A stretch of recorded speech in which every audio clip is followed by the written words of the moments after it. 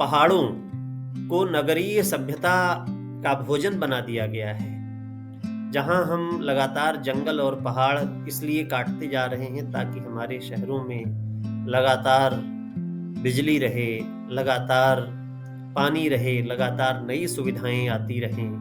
तो कहीं हम कोयला निकाल रहे हैं, कहीं हम अभ्रक निकाल रहे हैं। तो ये जो पूरा जंगलों, पहाड़ों, नदियों के ऊपर एक हमला है इस दौर में, उसको राही की कविताएँ बहुत सूक्ष्मता के साथ पकड़ती हैं, उसको दर्ज करती हैं।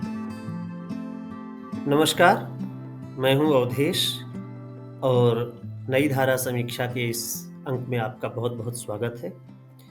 आज मैं जिस किताब के बारे में आपसे साझा करने जा रहा हूँ, ये किताब है राही डूमरचीर का पहला कविता संग्रह गाड़ा टोला।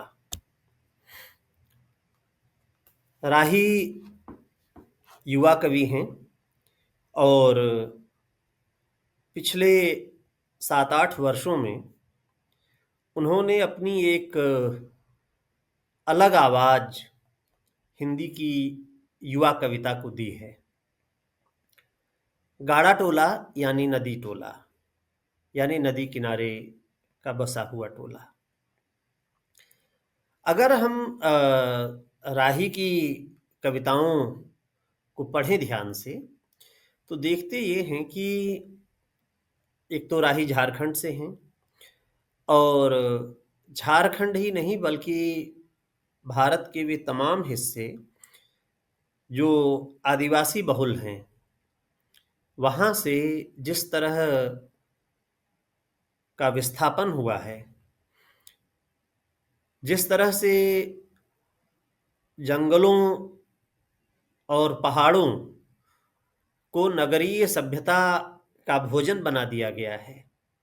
जहाँ हम लगातार जंगल और पहाड़ इसलिए काटते जा रहे हैं ताकि हमारे शहरों में लगातार बिजली रहे, लगातार पानी रहे, लगातार नई सुविधाएँ आती रहें।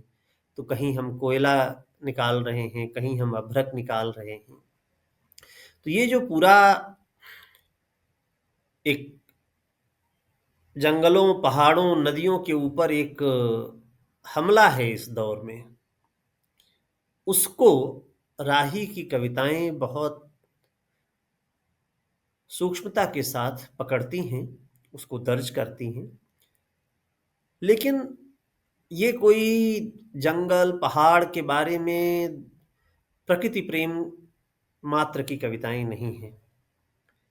ये जैसे पुरानी कविता में प्रकृति प्रेम था जिसका कोई भूगोल नहीं था, जिसकी कोई लोकेशन नहीं हुआ करती थी। यहाँ इसकी लोकेशन है, यहाँ ये जंगल, ये पहाड़, ये नदियाँ, ये इंसान, ये गाँव, ये सब सजीव हैं, आपस में संवाद करते हैं। स्मृतियों का भी एक बड़ा रोल है। जिस तरह का विस्थापन हुआ है और लोग गाँवों को छोड़ कर के, अपने पहाड़ों को छोड़ कर के शहरों की तरफ गए हैं अपना जीवन बचाने के लिए, तो क्या सच में वहाँ उनका जीवन बच पाया? क्या सच में वे पहाड़ की जो दुश्वारियाँ थी और उनके घर को जिस तरह से तबाह किया जा रहा था, उससे बच गए? शहर में जाके उन्हें क्या हासिल हुआ? क्या वे वहाँ एक दूसरी तरह की तबाही नहीं झेल रहे हैं? ये सारे प्रश्न और ये सारी पीड़ाएँ राही की चिंता का विषय हैं और वो अपनी कविता में इन सब को, इन सारी आवाज़ों को शामिल करते हैं। राही की एक इस संग्रह की बात की जाए, इसमें एक बड़ी ख़ास बात और है कि जो अगर हिंदी कविता की, आधुनिक हिंदी कविता की जो परंपरा है, उसमें अगर हम रख कर देखें, तो 2 ऐसे कवि हैं, राही के पूर्ववर्ती, उनके पुरखे कहा जाए, जो इस मामले के उस्ताद थे कि वे किसी एक घटना, किसी एक समाचार से एक कविता निकाल सकते थे। या निकाल लिया करते थे। एक तो रघुवीर सहाय और दूसरे नागार्जुन। राही बहुत सारी खबरों के भीतर से, जो हमारे आपके पास खबरें आती हैं और हम उन्हें पढ़ करके आगे बढ़ जाते हैं या उन पर हम अफ़सोस ज़ाहिर करके आगे बढ़ जाते हैं।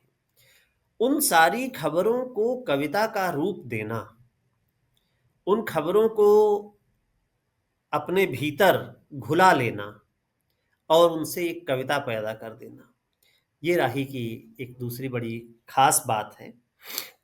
और तीसरा जो पहलू है इस कविता का कि जो एक तरह का अ, सभ्यतागत अंतर है।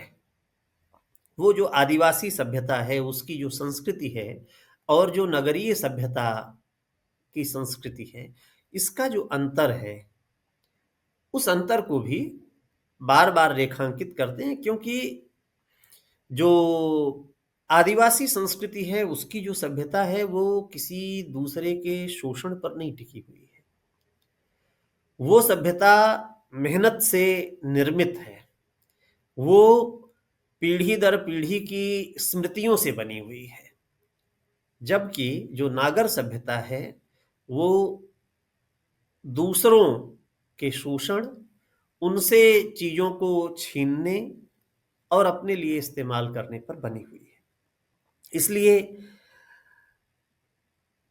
ये जो अंतर है कि हम कैसे देखते हैं चीज़ों को। जैसे राही एक जगह ज़िक्र करते हैं अपनी कविता में कि अ, हम तो गाते हैं, ना कि गा रहे हैं, हमारे गीत हैं जिनमें हम मगन हो जाते हैं, हम नाचते हैं। लेकिन जब नगर में यह बात पहुँचती है तो क्या हो जाता है, सुरों का महासंग्राम। कोई एक टीवी सीरियल है जो इस नाम से है। तो यहाँ सुर जैसी चीज़, जो एक रूहानी एहसास है, जो नाद है, उसको भी युद्ध में बदल देने की कला, ये है नागर सभ्यता। दूसरी चीज़ कि हम वक़्त को कैसे नापते हैं, हम दूरियों को कैसे नापते हैं। नागर सभ्यता जो है वो दूरियों को नापती है कि हम यहाँ से वहाँ गए 10 किलोमीटर था। 200 मीटर पे एक फलाँ आदमी का घर है। और एक कविता है, सोने न दिया जाए तो बुरा मान जाती है रात। इससे बस कुछ पंक्तियां मैं पढ़ूंगा जो बताएगा कि आदिवासी संस्कृति जो है वो कैसे नाप रही है इस दूरी को।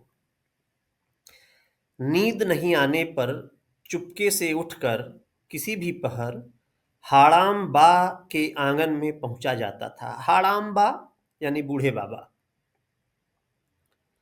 एक इमली और 3-4 करंज पेड़ और कुछ पुटुस की झाड़ियों की दूरी भर था उनका घर।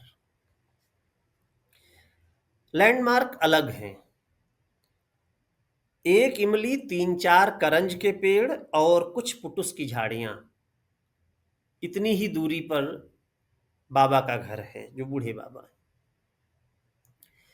तो ये बताता है ना कि किस तरह के सिंबल्स का हम इस्तेमाल कर रहे हैं, किस तरह की अ, एक अलग किस्म की दृष्टि है जो